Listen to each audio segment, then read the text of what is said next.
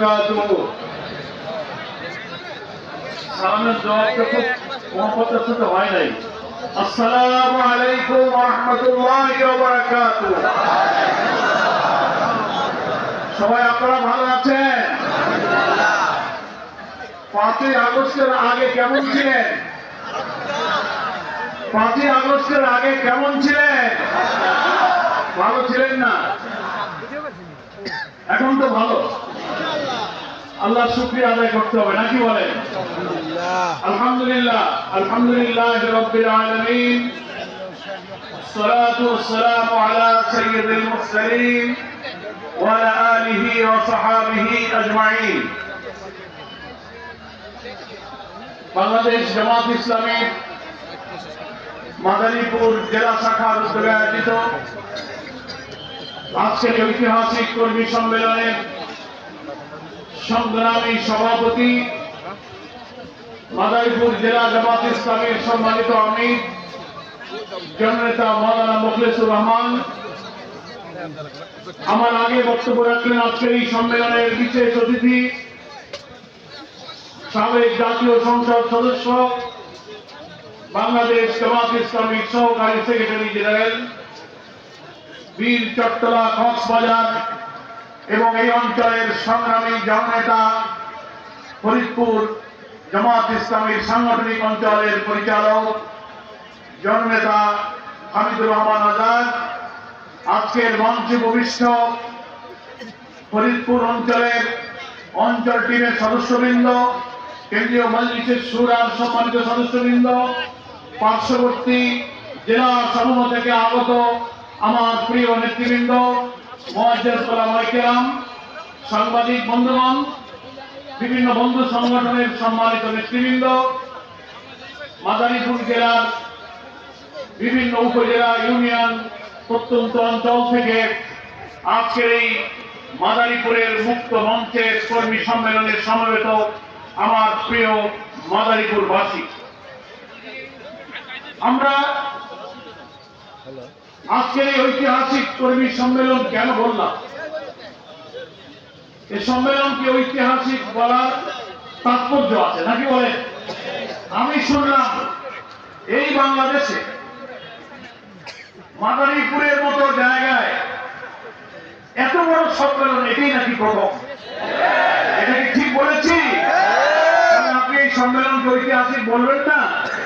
মাদারীপুরের ইতিহাসে, জামাত ইসলামের ইতিহাসে নতুন দ্বিতীয় স্বাধীন নতুন বাংলাদেশের স্বৈরাচারী ফ্যাসিস্ট সরকারের বিরুদ্ধে রুদ্ররোষ, জনতার ক্ষোভ, উত্তাল আন্দোলনের বিনিময়ে হাজার হাজার ছাত্র জনতার রক্ত এবং জীবনের বিনিময়ে যে বাংলাদেশ আমরা অর্জন করেছি, জগদ্দল স্বৈর শাসনের পাথর আমাদের বুকের উপর থেকে আল্লাহ পাক মুক্ত করে দিয়েছেন।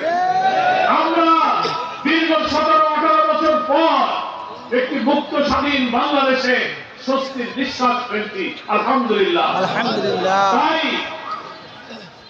ওই কারণে ঐতিহাসিক একটা নতুন বাংলাদেশের জামাত ইসলামী মাদারীপুর জেলার এই ঐতিহাসিক সম্মেলনে আল্লাহ তাআলা আমাদেরকে উপস্থিত হওয়ার তৌফিক দিয়েছেন। আপনারাও সকাল থেকে দূর দূরান্ত থেকে এই পৌষের শীতের আবহাওয়াকে উপেক্ষা করে স্বতঃস্ফূর্ত ভাবে মুষ্টিবদ্ধ বাহুতে তকবীর ধরে দিয়ে আজকের এই মুক্ত মঞ্চে সমবেত হয়েছেন।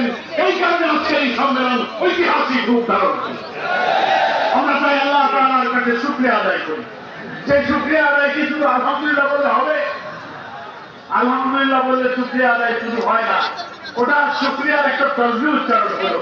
কার্যত আল্লাহর প্রতি কৃতজ্ঞতা এবং শুকরিয়ার অর্থ হলো মহান আল্লাহ তাআলা দীর্ঘকাল যুগের অবসান ঘটিয়ে কোটি কোটি মানুষকে অত্যাচার, নির্যাতন, জুলুম, ফ্যাসিবাদ, হত্যা, খুন, রিমান্ড, আয়নাঘর, ক্রসফায়ার এবং অর্থনৈতিক লুটপাট, রাজনৈতিক, সাংবিধানিক, মানবিক সব কিছুকে তছনছ করে দিয়ে আমাদেরকে যে কালো জুড়ে ছেড়ে দেওয়া হয়েছিল, তার থেকে মুক্তি পাওয়ার পর আমাদের যে হাজার হাজার ছাত্র জনতা রক্ত দিল, জীবন দিল, রক্ত দিয়ে আমাদেরকে যে রক্তের ঋণ রেখে গেল, সেই রক্তের ঋণ শোধ করতে হবে। তারা যে নতুন বাংলাদেশ গড়ার স্বপ্ন দেখেছিল, শোষণ মুক্ত, ক্ষুধা দারিদ্র্য মুক্ত, অন্নহীন বস্ত্রহীন নিরন্ন মানুষের কান্না থাকবে না যে বাংলায়, যে বাংলায় শোষণ হবে না, অত্যাচার হবে না, বাংলাদেশে মিথ্যা মামলা হবে না, খাদ্যের অভাবে মানুষ কাঁদবে না, এমন এক বরকতপূর্ণ সমৃদ্ধ বাংলাদেশ গড়ার জন্য আমাদের সোনার ছেলেরা জীবন দিয়ে গেছে। ওরা কবরে আছে আহত 40,000 ছাত্র জনতা, কারণ চোখ নেই, পা নেই, হাত নেই, মাথার মগজ বেরিয়ে গেছে, ঘরের মধ্যে বসে তারা হাজারি করতে চিৎকার করছে। ওরা এই মুক্তির স্বাদ গ্রহণ করতে পারছে না। ওরা এই ঋণ শোধ করার জন্য একটি নতুন বাংলাদেশের জন্য আজকে 18 কোটি মানুষ স্বপ্ন দেখছে। জামাত ইসলামীকে সেই বাংলাদেশ গড়ার জন্য আল্লাহ তাআলার দ্বীনের ভিত্তিতে নির্ভুল জ্ঞানের উৎস আল কোরআন, সেই কোরআন এবং নবীর আদর্শের ভিত্তিতে একটি নতুন, একটি কল্যাণ, একটি বরকতের রাষ্ট্র, নতুন রাষ্ট্র নির্মাণের জন্য আল্লাহর তরফ থেকে আমাদের প্রতি অর্পিত দায়িত্ব শতভাগ আন্তরিকতা এবং ইখলাসের সাথে পালন করতে পারাই হলো আল্লাহর প্রতি প্রকৃত কৃতজ্ঞতা। আলহামদুলিল্লাহ বললাম, কিন্তু কাজ করলাম না, ফাঁকি দিলাম, অজুহাত দিলাম, ভয় পেলাম, ব্যক্তিগত জীবন সংসার আয় উপার্জন, দুনিয়ার বৃত্ত বৈভব নিয়ে ব্যস্ত থাকলাম, আর অনেকদিন পর একটা মিটিং দেখলে খুশি হয়ে চলে আসলাম। এটাই কিন্তু আল্লাহর এই নিয়ামতের প্রকৃত শুকরিয়া হয় নাকি বলেন? আল্লাহ তাআলা কোরআন মাজিদে বলেছেন, লাইন শাকারতুম লা আযীদান্নাকুম।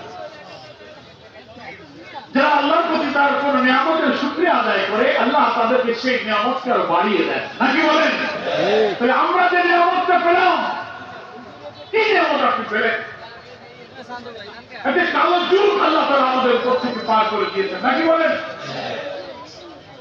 আমাদের কোন সাংবিধানিক অধিকার ছিল না, রাজনৈতিক অধিকার ছিল। আপনি সভা করতে পারবেন না, মিটিং মিছিল করতে পারবেন না, প্রতিবাদ করতে পারবেন না।